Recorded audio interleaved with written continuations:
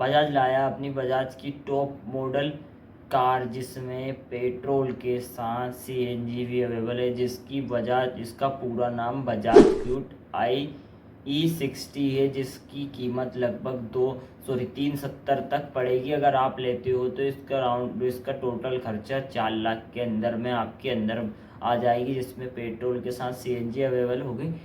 इस कार के अंदर ब्लूटूथ कनेक्शन है, उसके साथ ही इस कार का इंजन 216 हार्स पावर का है, 216। बाकी इसके साथ बहुत सारे फीचर्स है। जाइए बजाज के car देखो.com पे, वहाँ पर आपको इसके और फीचर मिलेंगे। बाकी वीडियो अगर अच्छी लगी